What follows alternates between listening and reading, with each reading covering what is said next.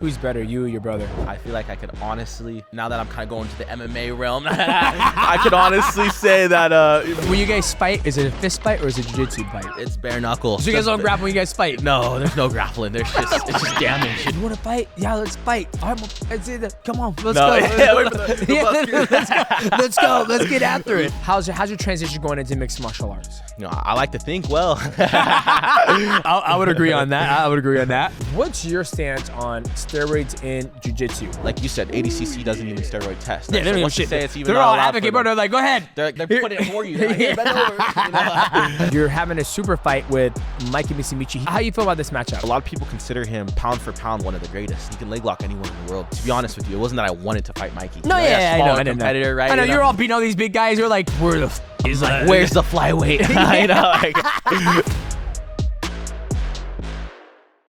oh, it's 15 time world champion Demetrious Johnson. You're listening to the Mighty Cast. let's go. All right, in 3, 2, 1. What's going on, ladies and gentlemen? Welcome back to another episode of the Mighty Cast, and I am here with one of the greatest grapplers in the world. He has a twin brother, but I sent his brother home because I'm not gonna talk to him. We are here with Kade Ruotolo. Kade, what is going on, brother? How you doing today? Doing great. Even better now. We just finished some training, so a little spoiler alert, but no, amazing. Super happy to be here. Yeah. So, ladies and gentlemen, I'm out here in California. He's getting ready to make his mixed martial arts debut. Yes, sir. We'll talk about that a little bit later in the show. And we got to train for what, 3-4 hours today? Oh, we kind of lost track of time a little bit, right? I mean, before we knew it, it was nightfall. So yeah, we definitely got some hours in for sure. And so, Kade, always been a big fan. I tell everybody, like, when I see you and your brother, it reminds me of my kids. Tyron and Maverick, right? Yeah. Light skin. One of them's got crazy hair. One of them's got the nice little tight curls. Granted, Ty has shorter hair. Yep. Walk me through the beginning of you guys doing Brazilian Jiu-Jitsu, because I've seen videos of you guys doing it when you guys were kids. Right. Like 2, 3 years old. Walk me through the infancy start of you guys being exposed to Jiu-Jitsu. Yeah, I mean, you know, like you said, we were 3 years old. It was before we can even remember, you know. So, you know, we make jokes all the time. It's almost like we know jiu-jitsu better than English. I swear, it's like the only thing we know better than English is jiu-jitsu. You know, like we lived and breathed it our entire lives. So, you know, it's really, you know, all we know really on you know. It's, like I said, 3 years old on. It's been our main source of income, our main source of living. You know, so it's pretty much all we know. Now, introduced at 3 years old, was it your mom? Was it your dad? Who was like, did your dad just show up one day and goes, here you go, son, you're gonna put this on, and you're gonna grab your brother like this and grab his pants like this? Like, what was it like that? Like, was it your mom, your dad? Right. Talk me through that.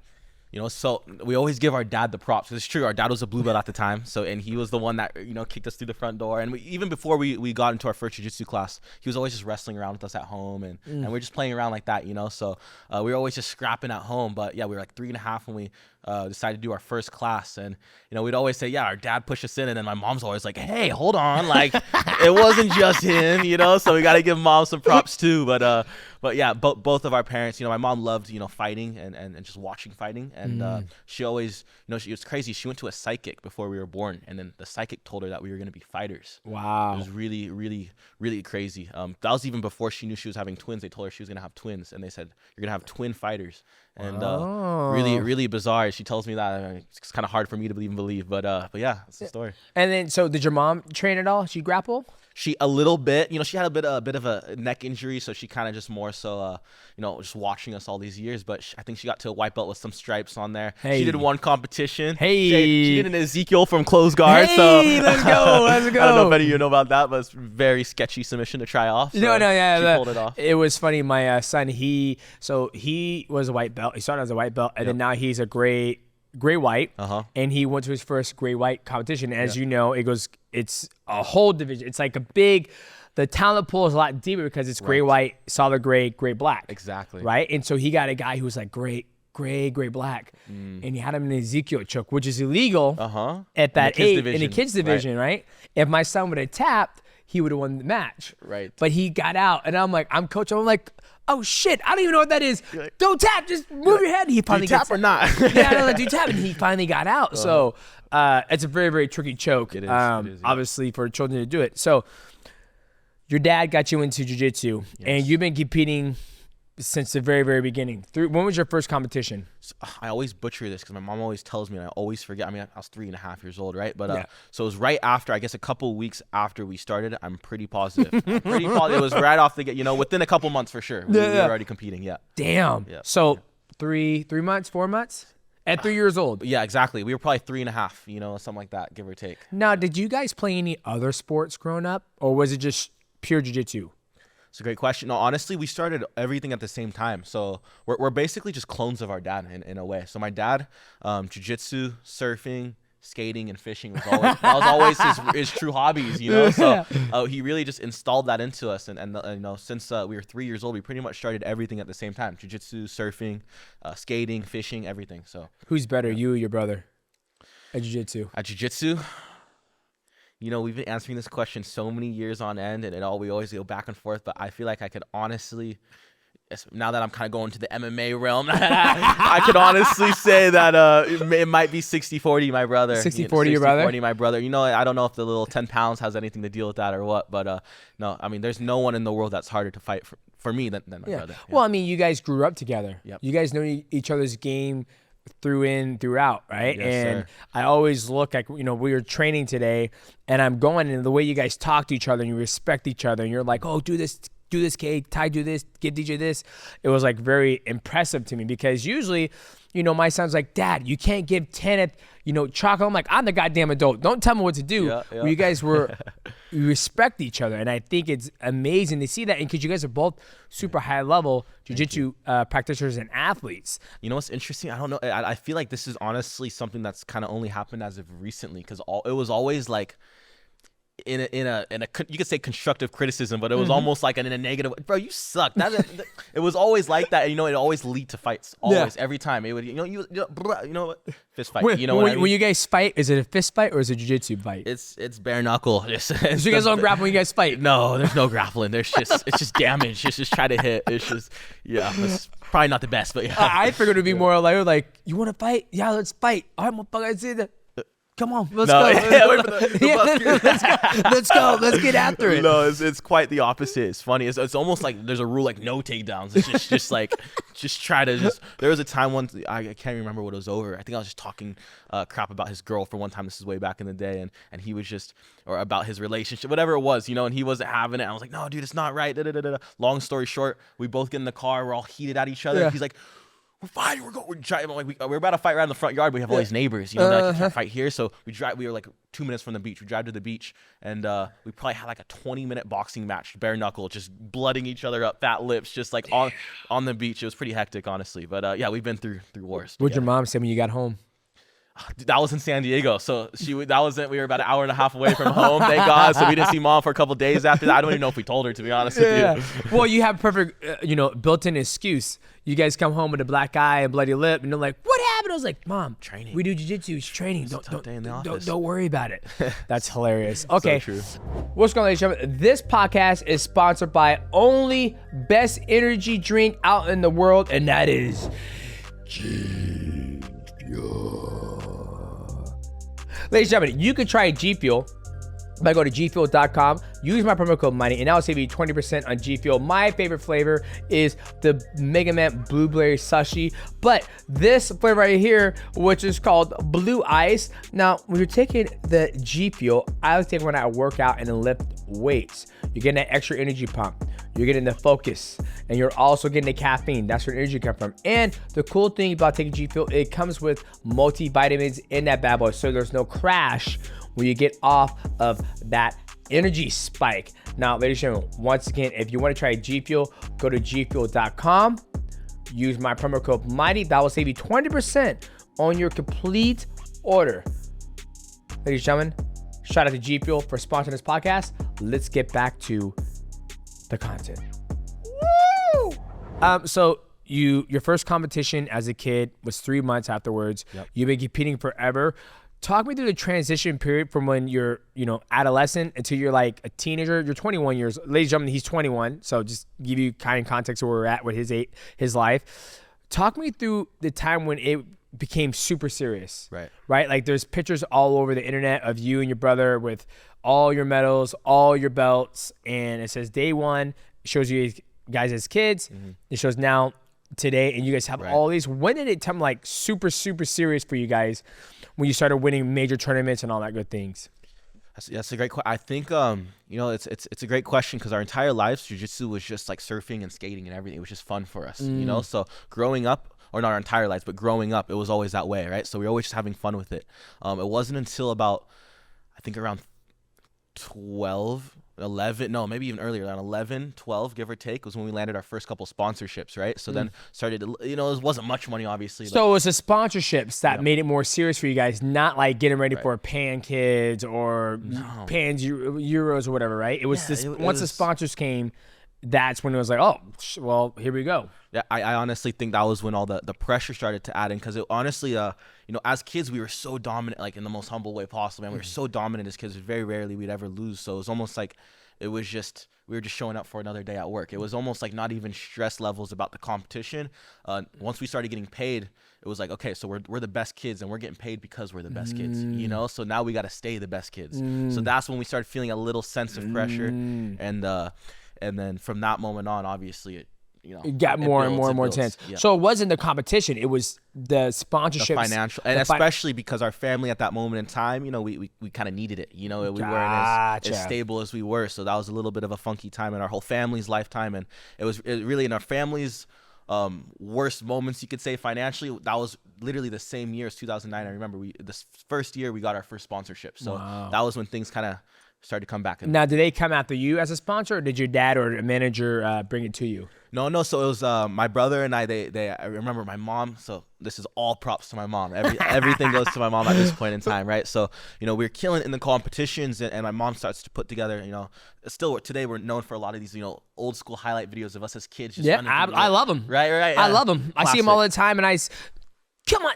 Come on. I'm like, it's amazing. Yeah, I appreciate that. Yeah, so my mom starts whipping up these highlight videos, and they coming together super awesome, super slick, and at that time, I feel like we were the first generation of kids to be brought up on the mat. There wasn't there's adults starting later, but there wasn't jiu-jitsu was still so small at that time. There wasn't so many kids born on the mat and raised through jiu-jitsu, right? So my mom started to put together these awesome highlight videos, and I feel like we were some of the first, and humbly speaking, like some of the first kids to gain traction through the videos and things like that. You had two cute kids, light skin, and they're training with each other. You guys have great charisma as your kids. Yes, sir. So I think that helped build the brand when you guys were young, even though you didn't realize you were building your brand. Without even knowing. You just guys were doing what you love, which was your passion, grappling with your best friend, your brother. Absolutely. And from your mom recording it and so posting blessed to have parents like our parents to keep our heads on straight, and to also make those highlight videos and just put us in the right hands. Absolutely.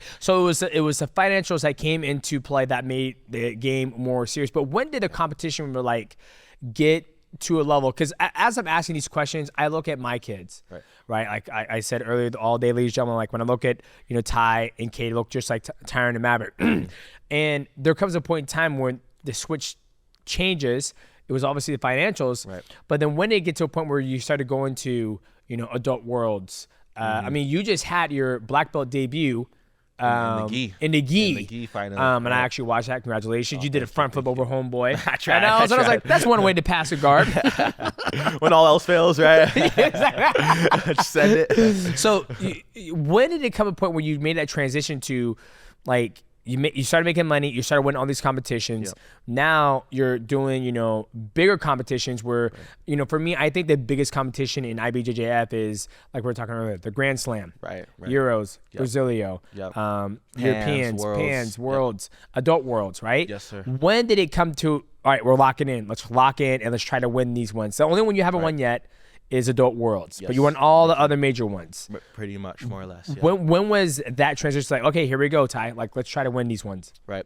It was so I remember we were, I think 15. I might be mistaken. Might have been 16, but 15 or 16. It was so we were always basically right out of our juvenile years, right? Because juvenile you can still compete IBJJF, your blue belts, right? As soon as we were now considered basically adults, right? As juvenile ended. You're an adult. Yeah, exactly. Well, now you're an adult. Now officially, right? But as soon as we were basically out of the juvenile 2 division, was when we first made our professional debuts. It was out in the UK, so it was no-gi actually. Okay. And you know, at this point in time, we knew our only weakness really lied in the leg locks. Yep, you know, right? because you haven't had enough time to be able to be exposed to leg lock. Because Exactly. for the viewers, when you do Brazilian Jiu-Jitsu and IBJJF or in a gi, I think you don't start learning leg locks until maybe blue belt. Right. You Blue can't belt, even touch and him you can't until even then. use them, and then you can't even use them into the competition until you're brown belt. Right. And then when you're black belt, everything goes. So imagine that you get exposed to them by learning them as a blue belt. When you're purple belt, you can't use them in competition. Blue belt, you can't use them. Right. Then when you finally become a brown belt, you can finally use them. So imagine that. Then when you finally start to fight professional, everybody's like, oh, you just got here? Heel hook, toe hold, Exactly. straight angle lock. So that's interesting. Just to give you guys a little context of like what that means, because a lot of the viewers, They come needed from- that. They They needed needed that. that. Right? It's funny Yeah. because coming from my background in mixed martial arts, and then all my fans are all MMA guys. Right. So when I'm watching IBJJF and I'm like, pass the guard, ooh, there's 3 points. They're like, why did he get 3 points? I was like, because that's the hardest thing to do in gi is, or even in jiu-jitsu in general, is passing the guard. So difficult. And so I always try to educate them as we're doing the podcast or I'm breaking down fights. So continue about the world major titles. You had your first professional debut in the UK. Yes. Continue. Yeah, no, exactly. So we were at the Grapple Fest out in the UK. We both competed. We both won our matches. There's some awesome matches. You know, I remember my guy. I was last thing in the world. I was fighting a leg locker, right? So both of us, both my brother and I, were fighting leg lockers, right? Yeah. So the only thing running through our mind is don't get leg locked, right? Yeah. Don't get leg locked. So we're doing great on the outside, passing whatever. Somehow my fight gets back to standing, and this guy jumps.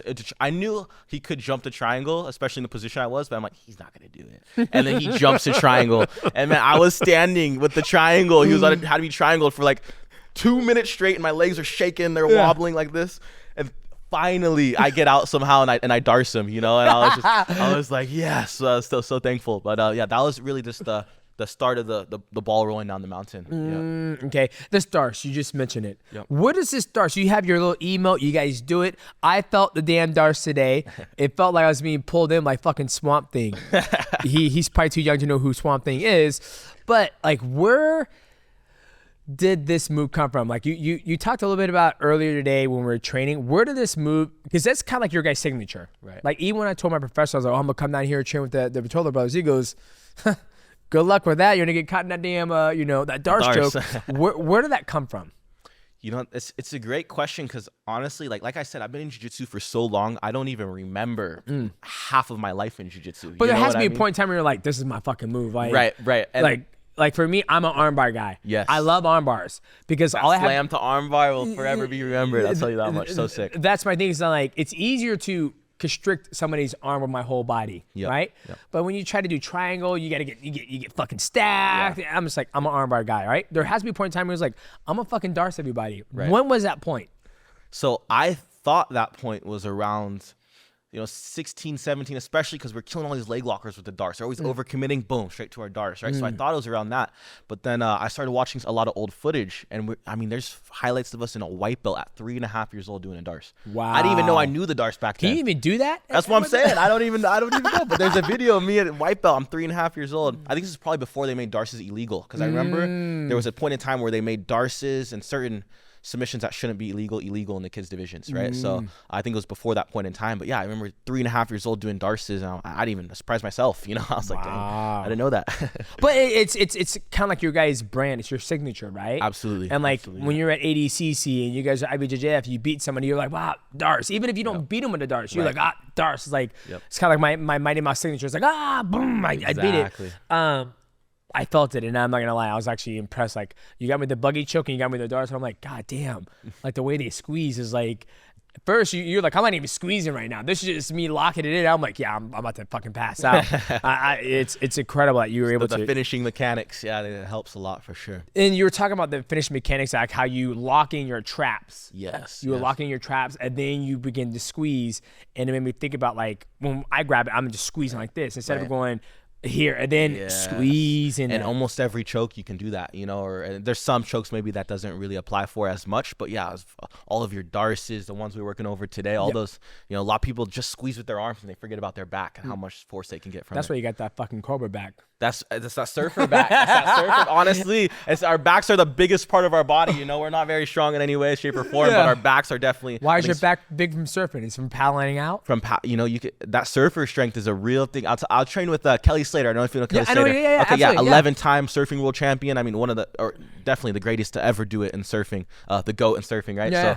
So I trained with him as a kid. I remember he was like a blue belt, and I was back at AOJ back in the day, and I could not believe how strong he was. I could not believe it. His upper body, you know, my dad's very strong too. He's a surfer his entire life. And like, he grabs a hold of you and it's just that surfer strength's a real thing. That's all I got to say. Well, I think it's probably because you're battling the elements the whole entire time. Imagine like a 2-pound weight is every paddle. So you're doing that for hours on end. Your arms are dead, you know, and you're just forcing, you know. So you're using your back all those lats, those wings, everything. Gotcha. Yep. Huh. I never thought about that. Oh, man, I got this fucking surfer back. And I was like, no, that's a fucking jiu-jitsu back right there, my friend. Not a surfer.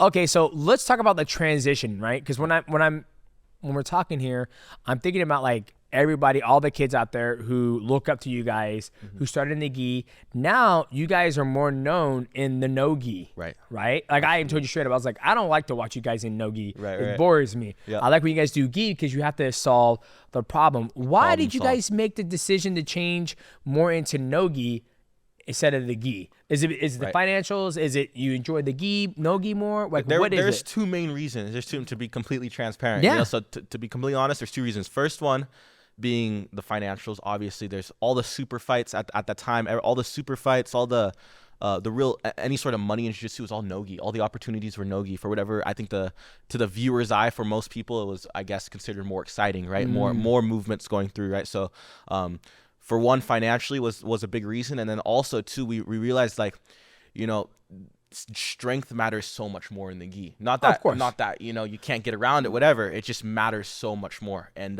you know, from grips, isometric strength in general, really. Yeah. You know, so guys that we're, you know, really struggling with in the gi, you know, maybe just, you know, having real tough matches, barely beating, you know, we take off the gi and we're just demolishing them. You know, it wasn't even close. You know, so we're just like, you know, I love the gi, but dude, this might be our thing. And I think, you know, the gi really benefits guys with strong isometric grips, things like that. And you know, that's why we kind of do our no-gi in the gi. Gotcha. And we're talking about that, like that no-gi in the gi, where we can use the same holds and strength, and then it's also about focusing on breaking the grips. And that's like, for me, I come from a no-gi background, but when I got into gi, I'm like, look at all these different moves, lasso, worm, just squid, all the stuff. And I'm like, now I'm having a hard time, like, how do I transition my no-gi game into the gi game, right? And when I'm watching you guys, and that's why when I went with them, when I went with them today, I was like, damn, like you guys didn't do lasso. They know it. You guys know it, but you're like, I don't need to. I'll just wrestle up and control the lapel, grab a feet, and sweep you out. And it was eye-opening because that's the biggest thing as a martial artist, coming from my background. How do I make that transition where you guys are going, your brother's about to compete at Worlds, and you're about to do your MMA. We'll get to that soon. But if financials and, you know, super fights, all that stuff, didn't matter. If you had like 20 million to bank, all aside, what would you choose? No gi or gi? And as to compete or just to do for the rest of my life? Just do whatever for life. Where it's like, hey, I'm going to, I mean, because you can compete in gi. Right. But you can go back and do Euros again. You can do Pans. You can do Worlds, Adults, or whatever. But if you had no money, no financials involved, it's like, what does Kade enjoy most? Is it the no gi where it's like, nah, I'm not going to have some guy who's, you know, obviously, I'm sure whoever you're going against who has strong grips, they're probably, you know, open weight division, right? I find it very hard. I'm sure, you know, if you go at, you know, somebody your size, you're still having a hard time breaking a grip, but eventually you break it. Right. Eventually you get so there. If all things aside, you're fighting people who are your size, would you do gi or no gi? Probably no gi, because I believe it is a little less on the fingers, on just the body. You have beautiful hands. You see that? I want to keep these hands, you guys. That's all it is. You see that? He goes, I want to wear a wedding ring one day. I want to put on my wedding ring and not have it get stuck. You know what I'm saying? But do you I think no gi. Okay. And why do you think, this is always a question that I've always thought, why do you think there's just no money in gi when all the money is in no gi? Because when I look at it, every kid who starts in Brazilian Jiu-Jitsu and Jiu-Jitsu, it's always in the gi. Right. It's always in the gi. Absolutely. Nobody ever starts that I've seen in no gi. It's usually wrestling. It's almost, you're seeing it just now in this generation. Just now in this generation. Of how exactly. popular it is. Yeah. But if you look, let's go 5 years down the road, 10 years down the road. Yep. Everybody started in the gi. 100%. Right? And how come now, like, I always baffles me because, like, you look at slap fighting. Yep. It's like a, $845 million business, Dana White said. How the hell are they, and I talk to Bear at Show Your Roll about this all the time. Yep. I'm like, I'm just baffled, right? You're starting to see a lot more, organization pick up the gi. You have ADCC, right. You have BJJ Stars, Heroes, and all that stuff. Yep. The thing you just competed on as well. Yep. They're trying to bring flow grappling. I'm like, but why is there no money in gi jiu-jitsu?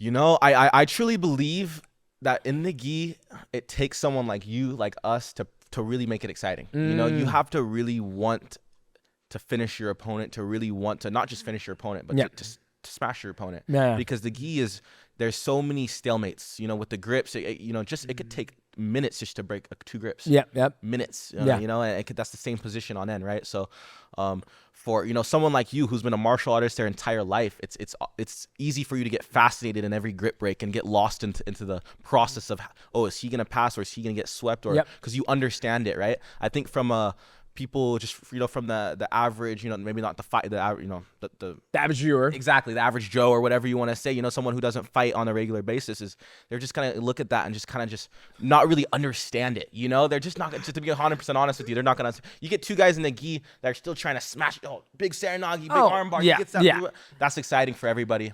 Everyone's winning there, but I think there's just not enough people like that, to be honest with you. Gotcha. That makes sense. I mean, it just breaks my heart because I see my kids in it, and then eventually, if they want to make, obviously they're 10, 9, and 5, let's fast forward another 10 years. Who knows what can happen with the IBJJF or ADCC, even one championship, if they're going to get more into gi, where gi grappling, where is the infancy stage, or excuse me, not infancy stage, but the beginning stage, I feel of 80% of people's journey into Brazilian Jiu-Jitsu. And then eventually they take off the gi and it's like, hey, let's do no gi. Mix it up. Mix it up. Exactly. And you have ADCC where they just primarily focus on no-gi. And I've always been fascinated. I'm like, I just don't understand. Because for me, when I watch no-gi, I'm excited to watch it, but it's all leg locks. Right. It's everybody going after legs, heel hooks, toe holds. It's the same thing over and over. It's like nobody tries to pass guard anymore. Right. My brother and I are like the last 2 in there, right? We're just the only guard passers. We're the last fucking guard of guard passers. But it's truly real. like everybody sits down, it's ankle lock. And I'm like, when I watch the gi, I'm like, okay, he tied him up. How is this person going to deal with this grip? How's he going to sweep him? He sweeps him. And then, like you said, there are people who just hold the position instead of, funny story, when I was at Pan, somebody goes, man, I love watching you compete in the gi. So why? And I was like, you ever watch golf? It's fucking boring. Watch what? Golf. Yeah. He's like, it's fucking boring. But when I watch Happy Gilmore, I love golfing. Yeah. That's what I feel when I watch you in fucking gi. I was like, what amazing, like, I love that. I was like, did you just become my best friend? It was hilarious. And I was like, thanks, but I appreciate that, right? Because I want to bring a different excitement to the gi, even though I just got to the party, right? I'm the new kid on the block. I'm enjoying it, and I love it. And I've always wanted to ask that question for somebody who's come up in the gi. Now, I see you and your brother doing more no-gi, ADCC. You've had amazing competitions and won championship, which brings me to the next segue of this interview. One championship. Sir. Right, you finally get to the biggest promotion in the world when it comes to grappling, right? What was that process like? Because you're winning, all these major tournaments. What was the decision to go into one championship, into the no-gi part of their division? Right. I remember our professor kind of led the charge for that one. I remember Andre Galval. He was the first one, I believe, or definitely from our team, the first one to get sponsored, but to brought on to one. And so we seen him. He had a match on one, and where everyone's rooting for him, everyone's stoked. And I remember not far after, they offered my brother and I some contracts. And as you said, one of the biggest platforms for submission grappling. So it's kind of a no-brainer. We had to take the opportunity.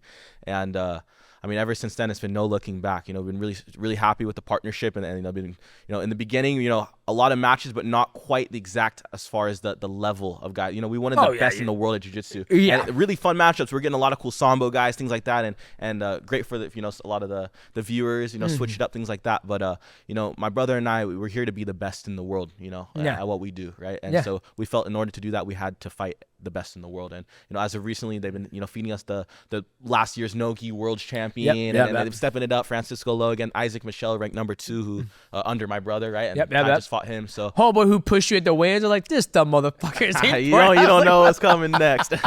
You're like, no, I'm gonna get you next. So you end up destroying him. I'm like, oh god, these guys. That's always felt when I watch you guys fight at one, is because I always tell people like where you come from in the IBJJF scene and even the ADCC scene, those are where the best guys are at, because you're going through a tournament. It's not just a 10-minute match. It's like, boom, you just beat this guy. All right, 10 minutes later, you got another one. Boom, 10 minutes later, you got another one. Boom. You know how challenging that is. I've only done 3 tournaments, and I'm like, I am fucking spent. I am spent. You really got to take it match by match. You all of a sudden, you can't overexert. You can't put all you got in that one match, because then you got 5 more after. But if you get another banger, like imagine if you and your brother went after each other, and it was like, whoever wins this wins Adult Worlds. You're not gonna go fucking easy. You're like, this is the one we're both missing. Exactly. We're going. We're going. Next year for you, buddy, right? Yep. And that's one thing I love about watching it, because it's like, it's a tournament. It's like, it's 35 people in the tournament. Only one champion can be here, right? That's when you really learn about yourself as an athlete. I feel like, you know, there's super fights are cool. Super fights are amazing. You could beat the best in the world in a super fight, right? And you're the man. But you really truly know, you know, where you're at as a competitor when you've gone. Like for me, the ADCC trials was one of the hardest. I mean, there was 600 some people in my division, my division, you know. So like, it was.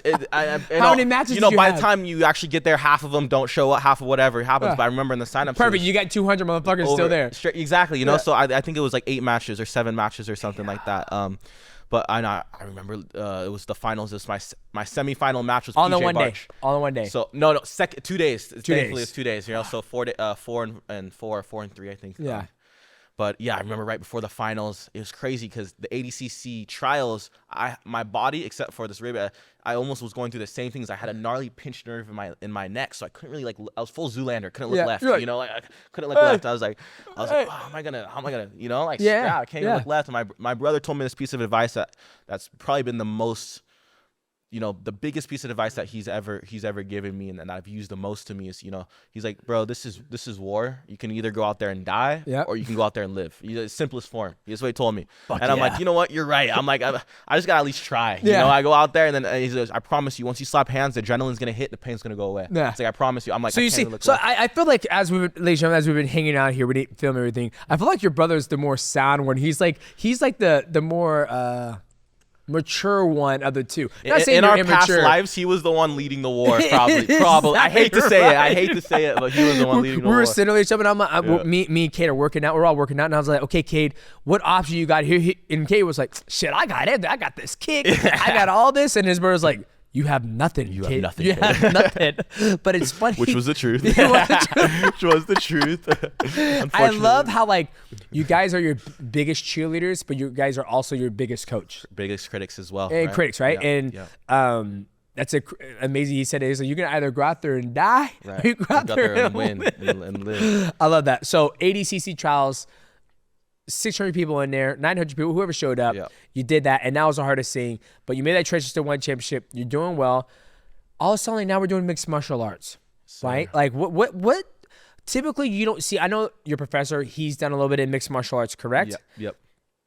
What inspired you to do MMA? I know we talked about you winning all the major titles in Brazilian Jiu-Jitsu besides Adult Worlds, but what inspired you to go down into mixed martial arts?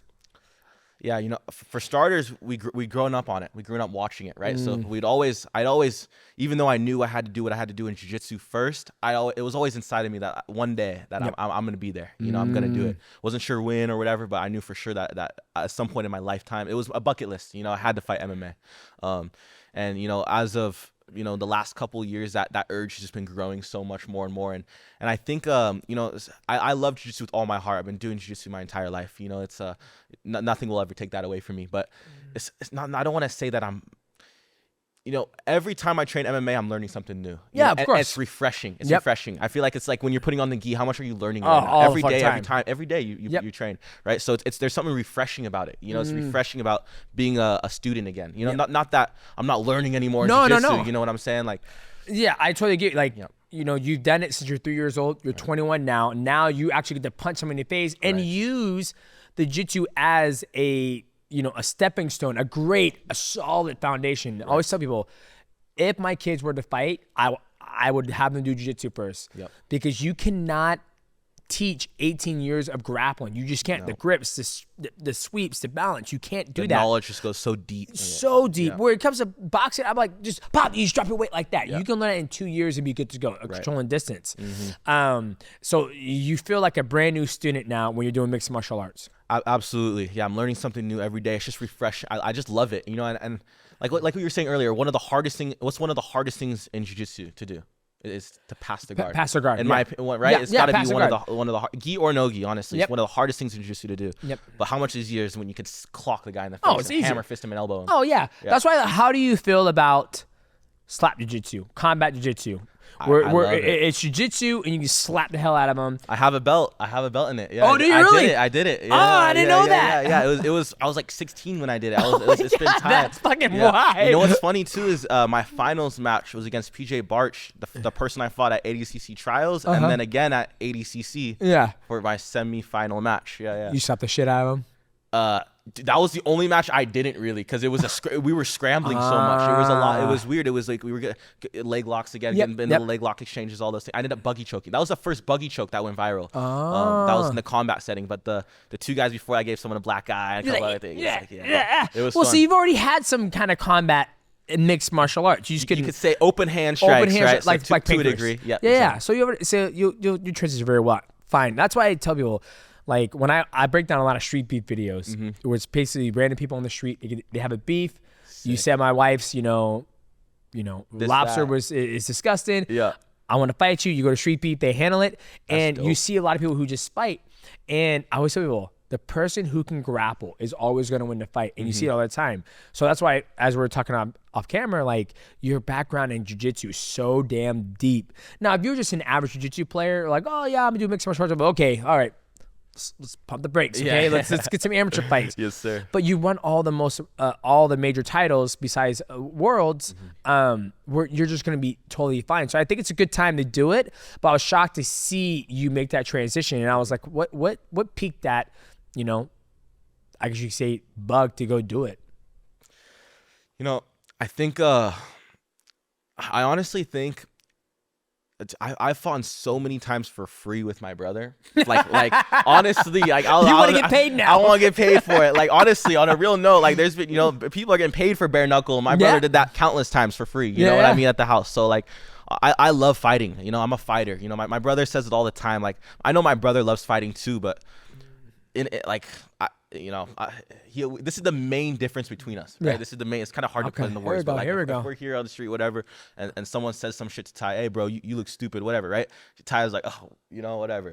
I'm immediately, what, you know what I mean? I don't know why. I'm nice. I'm really cool. I'm mellow until like the switch gets flipped, and then like. I had that, like, that. After hanging out with you guys today, I feel like it would be the opposite. Right. We're sitting there eating stuff with Ty. He goes, nah, dog, that's not, like, ain't happening. And you're like, that's okay, man. Don't worry about it. I'm like, okay, this one is the more aggressive one. You're more passive. To hear you flip the script, like, nah, Ty's more chill. I'm the bull. Honestly, you could ask him yourself. I think he'd say the same. Everyone says the same thing. I don't know what it is. When my switch gets flipped, I just see red, So I just think I just love fighting. I really do. I truly love fighting, and I love jiu-jitsu. I just don't feel like it's a fight. Yeah. It's a match. Gotcha. Jiu-jitsu is a match, and a fight is different. Gotcha. I love fighting. So how's your transition into mixed martial arts? Now you've been doing a lot more. I mean, I've talked to a couple of jiu-jitsu people, and they're like, I'm going to do MMA. And then when they get kicked in the head and they block, they're like, I got a headache. Fuck this noise. Yeah. How's your training going with jiu-jitsu? I worked with your coach today. Absolutely amazing. Tyler is his name? Yes. Absolutely amazing. Tyler is. Shout out Classic Fight Team, Tyler Wombles. And then also been working a lot with Eric Paulson as well up north. Another legend. Legend. Yep. How's your transition going into mixed martial arts?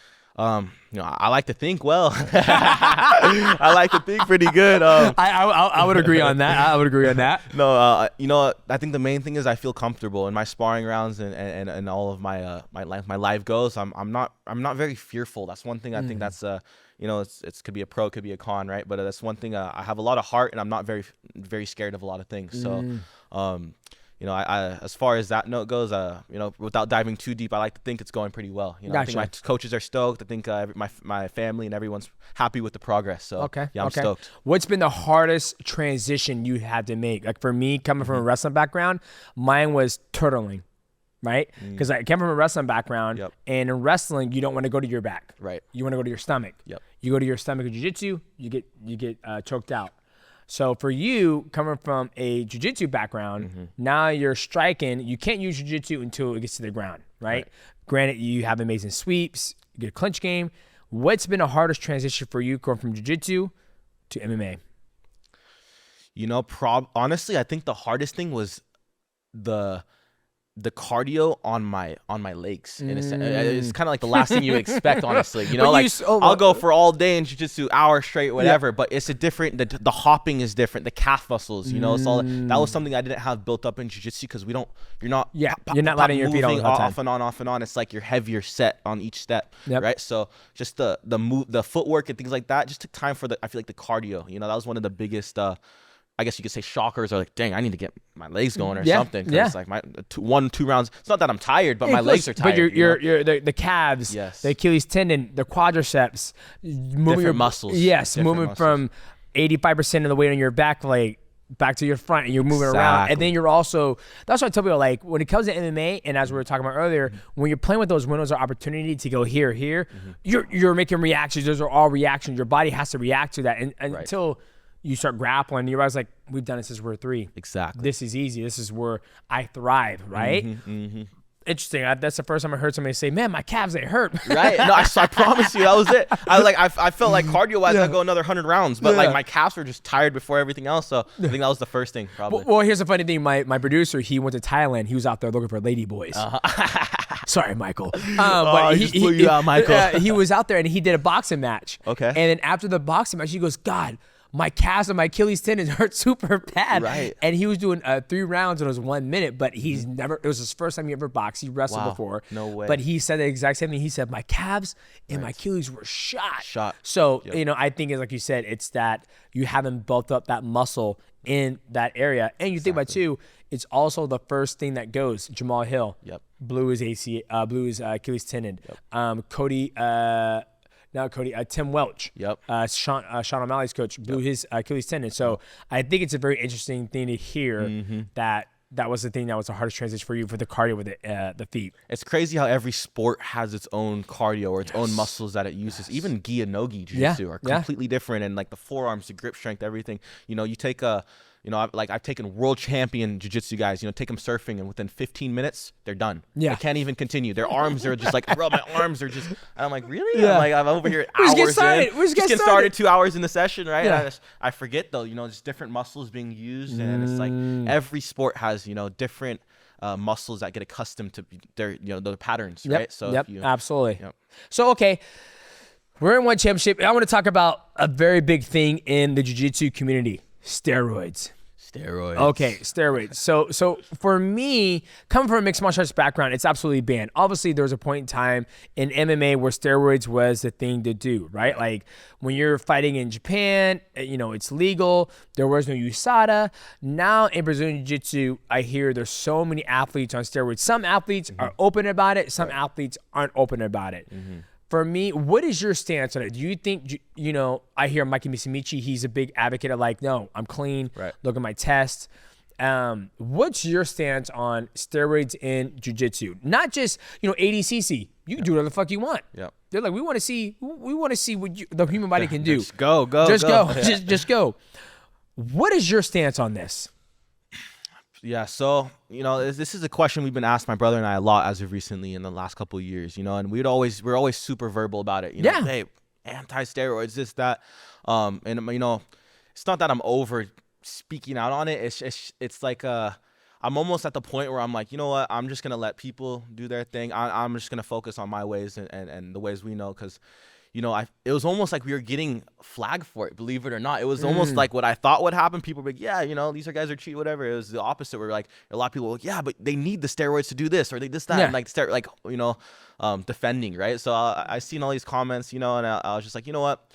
To each their own at this point, like you said, ADCC doesn't even steroid test. Right? Yeah, they don't even shit. Say it's even they're all advocate, bro. They're like, go ahead. They're like, yo, they're putting it for you. Hey, bend over. But yeah, so at this point, I'm basically like, to each their own. They can do whatever they want. It was really a problem. Obviously, I'm not really stoked on it when I slap hands with my opponent. Homie's got like 4 traps, two lats. You're just, but yeah, I think I just don't know if we'll ever see a day where there's not steroids in the sport. I think. I mean, I think if more money came into the sport, and like obviously, from what I hear, when you saw the test, it costs a lot of money, right? So that's always the biggest thing. And obviously, when there's no money to be made in jiu-jitsu, they're like, oh fuck it, we're not gonna test it, so we don't worry about it. Exactly. For me, I hear other people talking about it, and they're like, why not? Why not, take steroids? And for me, I think there's something to be said about like, this is my body that God gave me. Yep. I can, if I need to recover, we train for what, 2 hours, 2.5 hours, 3 hours a day. Yeah. And there's times where we're grappling. I was like, okay, I'm done. I'm gonna take a break, and then we'll talk a little bit, and then we'll get back to it. Right. Then after we're done, we did sauna. We got the ice barrel out there, cold plunge. This is what it is. So tomorrow, I'm gonna be absolutely exhausted tomorrow. Yep. I can't go train. I'm gonna take the day off. I'm gonna go swim. This is my body. Yep. When I can't compete at a very, very high level, I'm not gonna look for another source to be able to feed me so I can do it. Right? I'm like, hey, you listen to your body. It is what it is. Yep. Where I feel and this is why I like to ask this question, because some people out there were like, nah, that's why I do take steroids. Right. So I can keep on training, so I can push train harder, more. So I can train more, so my body can recover. Right. Perfect. By all means, that's good. But then you're also having an advantage over your competition when they're like, okay, I'm tapped out. I can't do it. So I think, there's an area where they need to set. It's like an MMA. Right. The one I always laugh was like, you could have killed somebody if you're on steroids. I'm like, how is he going to kill? I've never understood that. Yeah. But I fought a guy who was on EPO. Yep. And we watched tape, and we were like, hey, he gets tired. This motherfucker never got tired. And I beat the shit out of him. Right. And I remember this point in the fight, I was just beating him up, and I was like, I'm done. I'm not gonna knee you anymore. You're not gonna get knocked out. Like something's not right here. Go in the back. My father-in-law comes to me. He goes, son, I'm telling you right now, no man can take a beating like that and walk. Sure enough, he popped for EPO. Yep. And so did I care? No, because I was playing video games when I found out. Yep. But if he wasn't, because I was playing video games when I found out. Priorities. Yeah. Ariel, when I was like, did you read the news? Like, what, Ariel? He goes, that guy popped for EPO. And I was like, and I whooped his ass. I'm playing video games. Bye. And he goes, go. Go. I love that. So sick. So I've always got curious, right? Like, because there's people who are in different stance. Gordon Ryan's came out and talked about it. Right. And his excuse that I've heard him say is that, well, everybody's doing it. Why not? Yeah. Right. And so I always want to get your not your excuse, but your perception on steroids in the sport of jiu-jitsu. Yeah, I think it definitely shortcuts a lot of results for a lot of people. If I hate to really speak out there, but you could take like Gordon before he was super roided to the gills as a black belt, and he was losing. I have teammates like Mike Perez with wins over him. I remember DJ Jackson, Felipe Pena had beat him twice, right? So it wasn't like he was invincible, right? Yeah. And he grew like these 50 pounds of synthetic muscle, and just on top of with the leg locks, it was just like he kind of had the game on a stronghold. He became super shredder leg locker. You know what I mean? Like, so people are whoa. So. Well, it's just like, you look at MMA, it's like you look at Vitor Belfort. Yep. When he was 19, 20, 21, just shredded, could have been on roids. We have no idea. There was no testing back in the day. Then you look at, Vitor Belfort before, TRT. And then you look at, Vitor Belfort when he jumped on TRT. Right. He was superhuman. Then you look at Vitor Belfort off TRT, and it's like not even the same specimen. Polar opposite almost, right? Polar opposite, right? Like, don't get me wrong, there are people out there who are genetic freaks, right? Like, it's not my fault that I'm 37. Like, people are like, you need to be competing with the adults who were 18. I was like, one, I hardly train, and two, it's not my fault that I'm fucking. Actually, it is. I've done 3 gi competitions. You're like, relax. No, but I'm like, I worked my ass off to be 37 and still athletic and keep up with people. People think it's just, it just happens, right? Happens, But everybody else who's 37 can do the exact same fucking thing. Yep. I am reaping the benefits of healthy lifestyle, training my whole entire life, drinking water, not getting high, not drinking. I do get high and I do drink alcohol, but I'm reaping the benefits. So I get to go with 37. And one day I do want to compete in a adults level black belt because it's 10 minutes. I want to experience that, right? And when it's like, hey, what is it like? But I always tell myself, I was like, hey, if you're 37, you're juicing. Sounds good. If you're fucking 19 or 20 years old and you're juicing, what the fuck you need juice for? You got your testosterone is the highest level right now. I'm so glad. So that's basically the way we really feel about it. You know, it's like if like you're older, you know, masters, Makes whatever. sense. You guys do you. And we were getting a lot of comments from those guys. It was those guys talking the crap to us about, it's like, hey, you guys don't know what it is. I'm like, no, I'm not talking to you guys. Like, I'm talking about my competitor across the room from me. You know, like it's like, you know, it's one thing for the older guy, you know, I don't care, but it's like when these next generation, and what happens is, you know, the influence of steroids and it's so massive in jiu-jitsu, especially particular in jiu-jitsu because there was never testing, right? So it's the presence is so massive, and the influence is, you know, the kids are doing it younger and younger and younger and younger and younger, and you know, like for example, like last year, 2 years ago, how old is Mika? I think 17 or something when he got caught, right? And you know, definitely he was on it. You know, talk about the guy you fought on EPO. I remember my brother had a match with him for 30, I think it was 30 straight minutes. And when we do this outside passing system, we burn people's, I mean, there's no one in the world that's ever been able to hold, to keep themselves together for over 10 minutes when we're doing this. No one, ever. And for 30 minutes, he did it. For 30 straight minutes. And he's keeping it. I'm like, I just don't understand it. What the fuck? I really don't understand it. You know, that's how obviously it's something. You know what I mean? It's something outside of technique, you know? So it's just, that's the real problem when I see it happening younger and younger and younger. And that's honestly the reason why my brother and I started speaking out on it. It wasn't because I wanted everybody to be clean, the masters, everybody. It was that at least for like, you know, I generally don't believe that jiu-jitsu is going to be completely steroid free.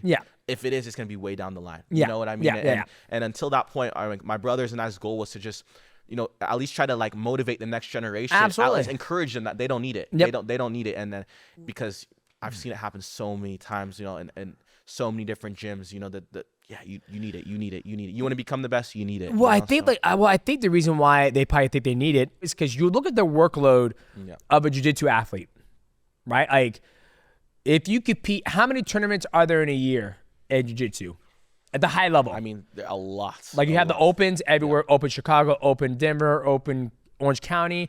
Then you also have countless. Then you have just the Grand Slam portion of it, right? The Pans, the Worlds, the Euros, and it's every 2 months, every month or whatever. And some of these guys are also doing the regular, and then they're also doing the open weight class. They're maybe also even doing no-gi on top of that. And no-gi on top of that. And so the workload of a jiu-jitsu athlete is way more. You're always in camp.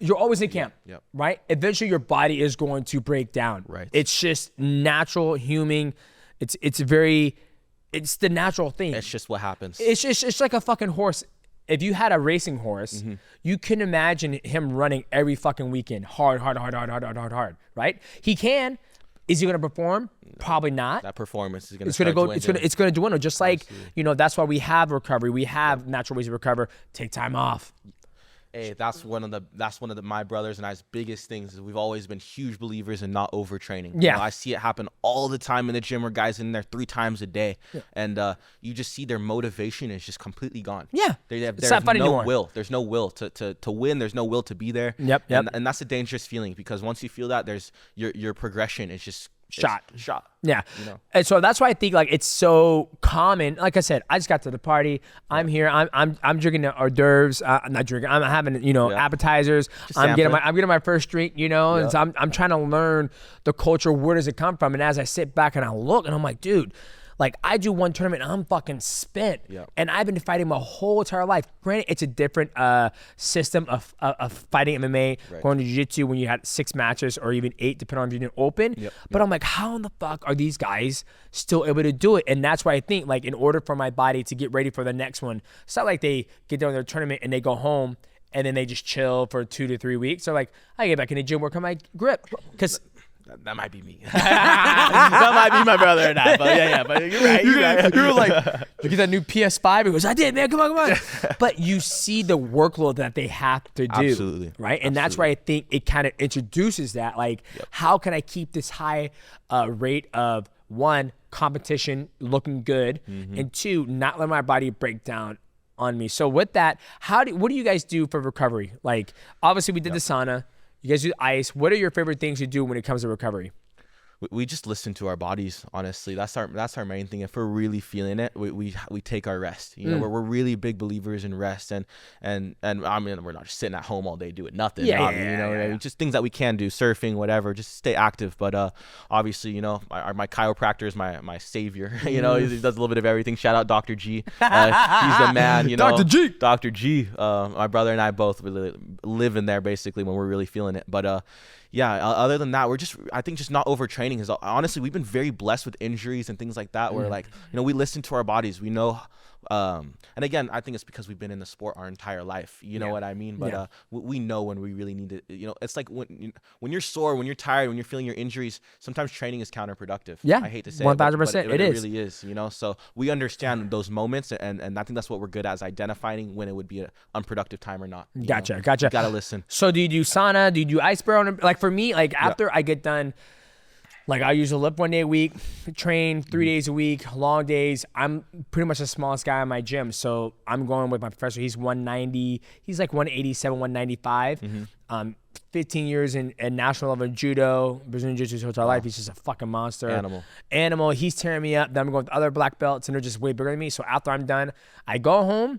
I jump in the ice bear. I jump in the sauna. Have the wife warm it up. Gets like 165, 170. It's very tight. It's like a very small little 2-person or whatever. Yeah, 2-person. So it's way more hotter than what it says. Do that for 25 minutes.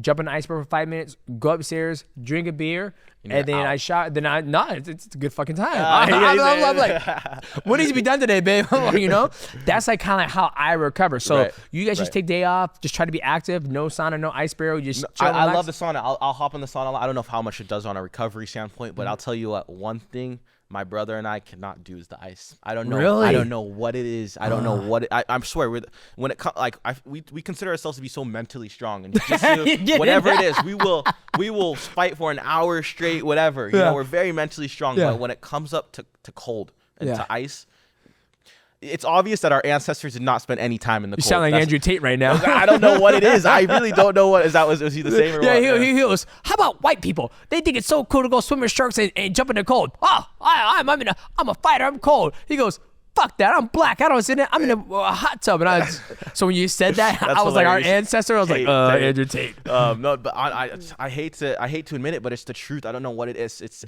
I do not like the cold. My brother and I's the same way. We just cannot take the cold. But I'll sit in the sauna for an hour. I mean, whatever. Like, I'll mentally suffer through that. You'll get there one day. You'll get there. It's at first I was like, this is when I started doing the ice was when I was getting ready to fight Rod Tang.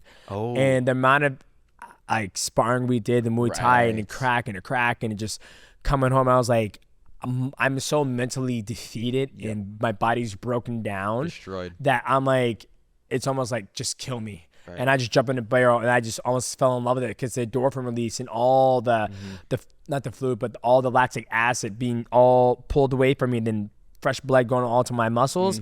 It just, like, I just fell in love with it. And now like I crave it, where it's like you can't go back. I can't go back, where I'm like, I need an ice barrel. Like I'll work out, sweat, and then I'll jump in it, and I'm like, oh, this is amazing. And then I'm like, I get in and I'm like, temper my body. And I said that, I was like, I wish I could just skip to the part where I'm like, where I need it. I cannot have, because I cannot push through that little that breaking point. Okay. I don't know what it is. So you know when to take the time off for your body. Okay, so you got this big fight coming up against Blake Cooper. So you get through him, regardless you win or lose. Are we going to see you back in the gi? Absolutely. You know, I really wanted to do it this year, the Gi Worlds this year. And I had done that Gi super fight, not even realizing that I wasn't going to get any points for it because you need to qualify for a black belt, right? So I don't know why. I just, I was all locked in with everything, no Gi super fights, MMA, this, that. I did that Gi super fight.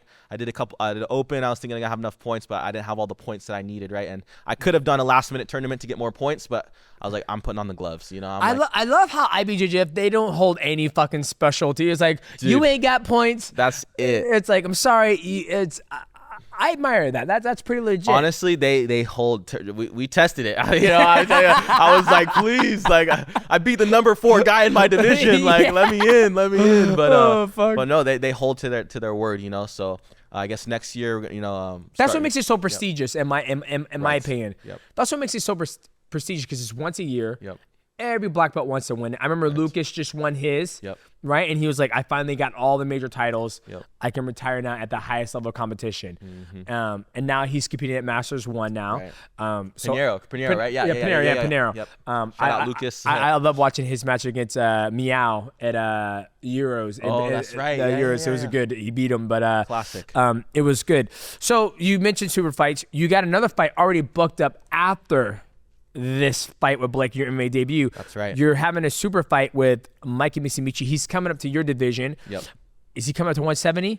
I doubt he'll come in at 170. Well, but he's coming going up to my weight. Yes, he's coming to your weight. So what was the process of, that's one thing I always said about like one championship is that, and we talked off the camera about it, is that there isn't a big enough, all the grapplers, they like to compete a lot, yes, right? Yes. So if I was to look at the top 10 in your division in grappling, how many are even actually signed to the division? And like, you go to MMA, you see the champion, this. There, it's almost like you get a match and that guy's gone. Right. He's competing at fucking this competition next week, right? Yes, exactly. How did this match come up? So, this was a match actually that one had pushed a handful of times, right? Or a couple of times they'd pushed over the match, and I've never I think around 3 times, and I've never declined a matchup ever in my lifetime, right? So every matchup that's ever been gifted to me, I've always accepted it, and it wasn't that I really, to be honest with you, it wasn't that I wanted to fight Mikey. No, I know, competitor, right? I know you're all beating all these big guys. You're like, where the fuck is like, where's the flyweight? No, but no, it definitely wasn't anything like that. They offered it multiple times. I said yes, and I think it fell through on a couple of times, maybe on his end or on one's end, whatever it was. But it was they offered me this, I think it's in Colorado, this Colorado card, right? It's 2 weeks after ADCC, and I was just like, you know what, why not? So hang on, you're gonna do Blake, ADCC, and then Mikey, Exactly. You see what I mean? The workload that you guys do, right? Is you're gonna have an MMA fight, first MMA fight. Go to ADCC. You might have 8 matches, 9. No, ADCC. So 16-man bracket will be 4 fights. Gotcha. So this is the finals, right? Yeah, this is the main show every 2 years. This is in Vegas. Exactly. Gotcha. It'll be not Thomas and Mack. It was at T-Mobile Arena. Yeah, we're gonna go to that, but I think I go to Toronto. But if I don't, I'll go watch you. Let's go. You already know. And then after that, you're gonna compete against Mikey. Yep. And see, this is one thing that, for me, experiencing Brazilian Jiu-Jitsu, I feel like the culture is way different than MMA. Why do I say that? Because when you fight, you only get to fight twice a year. That's maybe 3 times if you're lucky. Right. Usually it's 1 or 2. And you have 12 months out of the year. So if you fight, first quarter and then the last quarter, that's twice. Right. People remember your last performance. If you lose, you're like, oh, you suck. So true. If you lose in Jiu-Jitsu, you get another 3 weeks or 4 weeks to, change their mind. You redeem yourself. Redeem yourself, right? Yep. And you have so many matches. Yes. So many things can happen. So true. Where the culture is so different. Like Jessica Khan fighting Daniel Kelly. I thought Jessica Khan won that fight because I scored as IBJJF. Right. She took her down, had her back, 4 points, mounted her, just working her. Right. And then she caught her foot. She goes, catch. She won because I was like, you can't fucking call that a catch. You can't do that. I was like, the ankles, nobody cares. Even when you guys were fighting, you fight somebody, and you're like, your hair was going all over the fucking place. He's like, catch. I'm like, he's not gonna break his fucking ankle. It's not gonna break. It's not gonna break, right? Yeah. But you outworked him in jiu-jitsu. Right. So I feel like the workload that you guys do is just through the roof. And I'm sure after Mikey, you're like, okay, what's the next tournament? Yep. What's the next fight? What's the next big grappling match? Right. So it's very true. I don't know how the fuck you guys do it. I truly don't know how you guys do it. Man, it's a lot of rest. We don't overtrain. I honestly think that's it. That's our main How many times thing. you train today? Oh, it's how many a week. It's not a day. It's how many a week. You know, that's how we've. To be honest, like I'm just being completely transparent here. Like, yeah, we really, especially the last year or two of our life, we really wouldn't train more than 4 times a week. Really, like it wasn't more than 4 times a week. That's good. Like sometimes maybe we will hit 5 if we're in camp, and training for something. But as far as just a regular chill day, it's or chill week, it's more like 3-4 training sessions max. Yeah. And how do you feel about that matchup against Mikey? Obviously he's a smaller guy, but then you end up choking out Gabriel Souza. Yes, and so you've already beat the person who's beat him, right? But I feel in a time where you guys have both been in one championship, you have fought tougher competition because you still go do ADCC. Right. You still do IBJJF in the gi. Yep. So you are fighting more higher level competition. More frequently. Yeah, more frequently. I'm not disrespecting the guys he's fought, but right. let's be honest, those guys are all MMA guys. He did fight a couple jiu-jitsu guys. Right. He fought that Samo guy. We'll never see him again because his whole fucking leg got destroyed. Well, prayers out to that man. Yeah. Prayers out to that man. Yeah, absolutely. So how you feel about this matchup? Yeah, I feel good about it. I'm excited. Every time I get it, I love what I do for a living. I love my job. So I'm just grateful. And I choke people out for truckloads of cash. I can't complain. I can't complain, right? I love what I do for a living, and I'm so thankful and grateful. So again, this is just another one, to put on the record. Mikey. A lot of people consider him pound for pound one of the greatest, and he has a lot of amazing wins over a lot of amazing people, and he can leg lock anyone in the world. Someone that kind of finishing mechanics, if he gets on your leg, he can finish anyone. You know? So it still kind of excites me in a way. What I mean? So I'm ready for it. I'm excited.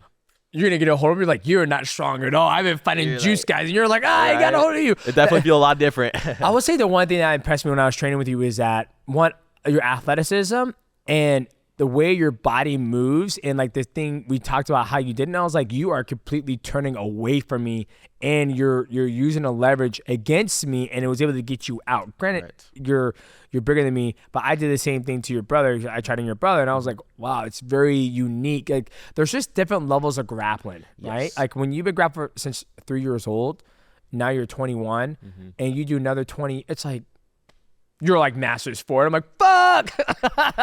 So honestly, I feel like that's why I'm so excited also to show what I can do in MMA. You know, because I in the most humble way possible, I genuinely believe that MMA hasn't had a level of my grappling, a level of my jiu-jitsu if ever. Not in today's age. Right. If you go back a while ago when Bibiano jumped on the scene, when Jacare jumped on the scene, Damien Maya jumped on the scene, they were destroying people just with that grapple, and then they got better with their hands, and then the MMA caught up to them. Exactly. And they started having problems. But now you are that new guard of here's a pure Brazilian Jiu-Jitsu guy coming into mixed martial arts. Your sweeps are great. Your Jiu-Jitsu is absolutely amazing. I don't think you'll have a hard time, and I'm super excited to see you compete. Not just MMA, but also IBJJF. Only when you have the fucking gi on. In the gi. But I'm doing it just for you. Just for you, DJ. But since we hung out, you're pretty cool. I'll watch ADCC, even though it's no gi. And then obviously the Mikey match. Kade, this is your opportunity to tell people where they can find you, what you got coming up. Give a shout out to your sponsors. Absolutely. The floor is yours, brother. Thank you so much. Yeah, so you guys can catch us joint account with my brother and I on Instagram, Ruotolo Brothers Jiu-Jitsu. Shout out to the coaches real quick, Eric Paulson and Tyler Wombles. Again, super happy. Thank you guys so much. Again, my biggest supporters, my family, my parents. They're the best. Forever will be. So thank you guys. And also shout out to Professor Galval as well, Atos. Can't forget the grappling coaches. Gotta sneak that one in there this too. Motherfucker I'm so used to always saying things. He went to MMA. Now he's gonna leave everything behind. He's leave everything behind. Nah. But massive thank you to all you guys. Massive thank you to Tenori, where we're at right now. Tenori headquarters. Fucking amazing place. Yeah, amazing, absolutely amazing brand and headquarters. Sensei Pat, you're the man, and to all you guys for tuning in, thank you guys so much. All right, ladies and gentlemen. Now, this is Kade Ruotolo. We'll have his brother Ty Ruotolo when he's going to do something else. He's getting ready to compete at Worlds at the time of filming this. So when he gets ready to do a mixed martial arts match, or if he's going to do something big, I'll try to make it down here and train with him. If you guys enjoyed this episode of the Mighty Cast, please leave a like, subscribe. Also, hit the bell to know when we go live. And we will see you beautiful people at the next one. Ciao. Stay blessed. Yes, sir. Boom. Sick. That was so dope. I love it. Thanks, man. Appreciate it. On Friday, June 7th, One Championship is back with its most stacked card of the year. The Ironman Rodtang returns. And in the main event, Tawanchai versus Natawut in a rematch for the One Featherweight Muay Thai World Championship. 167. What's going on, ladies and gentlemen? Welcome to another episode of Mighty Recap. And we just got done talking to Kade Ruotolo, and I got an opportunity to train with him. And man, oh man, these guys are absolute fucking studs. You know, it's always funny when you watch people. I always told them too, like I would watch them and I was like, God, your guys' stand-up looks so chaotic. The way they wrestle, how they hit their opponents, they head control, they arm drag, and they kick the feet out, and then they also dive into the guard. And I told them straight up, I was like, God, your guys' stand-up seems so chaotic. But now that I'm here and I'm actually feeling it live, you know, you guys are actually pretty smooth. And he goes, well, we kind of did it on purpose just to disrupt the rhythm. It's something that people aren't really used to, and it works for us. And obviously, Kade Ruotolo is making his mixed martial arts debut. Now, Kade Ruotolo has pretty much won every single Brazilian Jiu-Jitsu tournament you can win. He's won ADCC, he's won PANs, he's won Euros, he's run pretty much everything. The only thing he has not won yet is not Master Worlds, it's just Worlds. That's 18 and 30 years old, black belt. He just made his black belt debut. He's been focusing more on no-gi. Obviously, like I said, he won ADCC, and he's been competing in one championship. He's also the champion in one championship. The biggest thing for me is, like, I see these guys when we're sitting there training, and we're talking about, it's like we're kind of the opposite. Like, he's done everything in Brazilian Jiu-Jitsu, I've done everything in mixed martial arts, and now he's trying to make his way to mixed martial arts. And as I'm making my way to IBJJF, doing all the gi stuff, you know, I just won PANs, I won Worlds last year. Let me see if I can do it at black belt level. Black belt level is totally different, but the biggest thing is, like, talking to him and the respect he has for his brother, which is his best training partner because they know each other and they've been training together since they're 3 years old, is kind of crazy because they respect each other. And when they were going back and forth and trying to teach me, or how he talks about him and how, you know, Ty is focused more on, he's doing Worlds at June, and you have the brother who's about to compete in mixed martial arts.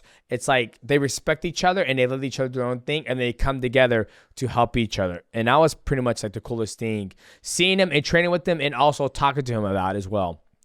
No, and I think it's cool that I'm learning. It almost reminds me of how we are trying as a YouTube channel to get a little bit more into boxing. So, like, I'm not the biggest boxing fan, so it's exciting for me to learn all of these different boxers. And I feel the same way about BJJ through you and some of the guys that hopefully we're going to continue to have on. I know you want to have Craig Jones on. We want to have Gordon Ryan on. So just you kind of reaching out to me and being like, hey, I'm actually going to be in town with Kade, and I had never seen him before, never heard of him before, but now I'm just super excited to see him in MMA because it's something that I do. I don't think every jiu-jitsu player is meant for MMA, right? There's some that jiu-jitsu is their thing, and when it gets to MMA, it's, you know, and it's the same thing with wrestlers too, right? I mean, you could have, you know, Olympic gold medalist wrestlers that they don't want to, whatever it is, they're not for MMA. So I think it's just so cool seeing Kade taking that risk, doing it on a huge stage in one championship. It's not some amateur fight with 1,000 fans in attendance. So I think it's really cool. I'm excited to see someone with that level of jiu-jitsu give MMA a try. Yeah, I think he's gonna pass with flying colors. I mean, like you said, his grappling is so far ahead than everybody's in that whole entire division that he's going to be just fine. He could probably beat the champion. The biggest thing, too, is that, like you said, a lot of people who make that transition, Olympic gold medalists, you know, look at Henry Cejudo. He was very good transition to mixed martial arts because he actually did boxing when he was younger, and so he's had to put the rest together. You look at Bibiano, he comes from a jiu-jitsu background, Jacare, Souza. jiu-jitsu background. Charles Oliveira, jiu-jitsu background. Now we have more of an Americanized jiu-jitsu background coming into mixed martial arts, and his sweeps, obviously his submission, his scramble ability. I mean, when he gets a hold of that fucking guy, dude, that guy's gonna feel a different level of jiu-jitsu. And I agree with you. The fact that he's not doing it at an amateur level, he's doing it at the highest level he can do at one championship. It's gonna be crazy. Like, I don't see anybody there beat him in MMA just because his grappling is so damn good. I mean, if you look at Gary Tonin, he got so far, and he almost became a champion in one championship. Obviously, he got knocked out by Martin Nguyen, but he got so far by just going out there, taking people down, heel hooking them, and beating them. You look at Marcus Buchecha, exact same thing. He'll go out there, take people down, heel hook him. He obviously lost to Rug because Rug is like, I'm a good wrestler. He's athletic. He was able to stop Marcus Buchecha.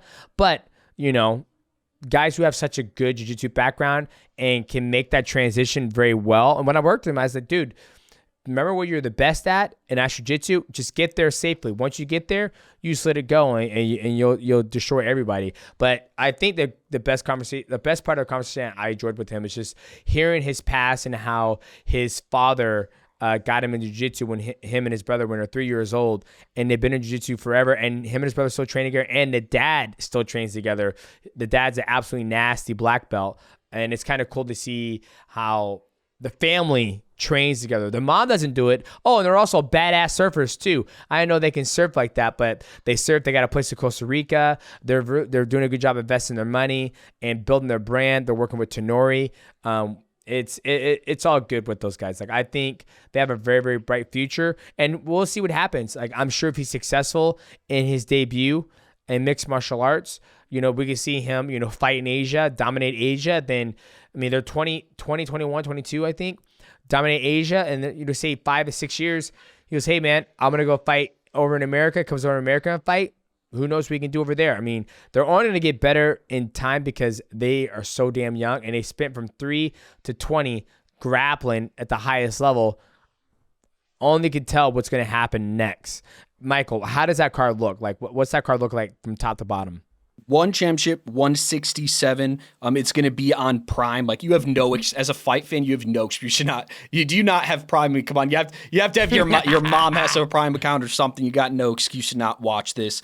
No, and this card, I mean, it is one of the best cards that one championship could put out right now. And I'm not just saying that. I mean, go take a look. You got Taiwan Chai in the main event, who we've broken down for the featherweight Muay Thai championship. That dude is just a badass. So I mean, yeah, nasty. And then Rod Tang, do we say no more out of that guy? So that's gonna be a flyweight kickboxing bout. Like, we obviously, Rod Tang very well. He's in the co-main event. Then we got Mikey Musumeci. He is going to be bantamweight submission grappling. So that this is he's going to be going against Kade, of course, in the USA card later in the year. But we're going to see him share the same card as Kade. Then we have Kade Ruotolo, who obviously on the show, he's making his lightweight MMA debut versus Blake Cooper. And another guy, I apologize if I'm pronouncing his name wrong, but Yohan Ghazali, he's a flyweight Muay Thai. Dude is just a prodigy. Like, I need to look. I'm pretty sure he's 17 years old. Yes, 17. Dude, yeah, so JoJo. Watch out for him. I'm telling you, he is really, really exciting. So how many fights did I just list off that's what I love about one. You got the Muay Thai kickboxing, grappling. You got a jiu-jitsu black belt that's doing MMA for the first time. So that's a stack card. It's going to be this Friday, Amazon Prime. No excuse to not watch that. That's the thing I love about One Championship. They always have so many different fights on there. Muay Thai, kickboxing, submission grappling, MMA. And I think like the top of the card, like the ones that I'm excited about is probably Kade Ruotolo's MMA debut, and then Mikey Musumeci taking on Gabriel Souza, because Gabriel Souza was the last man to submit Mikey Musumeci in no gi. It was back in Who's Number 1. It was a great match. I broke that down. I believe we're going to be dropping that. I'm not sure. It depends on if Michael wants to drop it. I know that the quality of the footage is not that best, but that's one that I can find. And then obviously, Kade Ruotolo make his mixed martial arts debut, because for me, like we had Ariel Hawani on, we're talking about the storylines, and I feel like that's the best storyline. Like Rodtang, I don't foresee anybody beating Rodtang unless it's Super Lake. And then for Taiwan Chai, I don't see anybody beating him. You know, his fight with Superbond was absolute, you know, high level, back and forth. Well, not really back and forth. Taiwan Chai absolutely whooped them. And then JoJo, the 18-year-old, the 19-year-olds, you know, when you're 18 and you're fighting like that, I'm like, it's good you're fighting, but at the same time, I'm like, that's a lot. I mean, you know, that's a long career to get fucking beat up, and the concussions and the brain hasn't really developed yet. So I'm not the biggest fan of people at that age fighting at that time. Obviously he's great, but once again, I always look at things like, that's like if my son, if he was 18 fighting, I'm like, why aren't you in fucking college and flying airplanes, making more money? That's just me, but everybody's situations are totally different. But it's going to be a sick card. Amazon Prime, your mama's got Prime. If your mama ain't got Prime, I'm sure grandma's got Prime. If she doesn't have Prime, get yourself motherfucking Amazon Prime. Download it on your phone or on your TV. Prime Video, Friday. Hopefully I'll be able to watch it. I might be at Jiu Jitsu kicking ass and chewing bubblegum, so we'll see what happens. Well, boys, ladies and gentlemen, make sure you guys check out One Championship 167. Kade Ruotolo making his mixed martial arts debut. And as always, I am your host, Demetrious Johnson. That is my co-host, Michael Wandover. Make sure you guys leave a comment in the section below. Also, hit the bell, subscribe. We will see you guys in the next one. Cheer! Well, damn!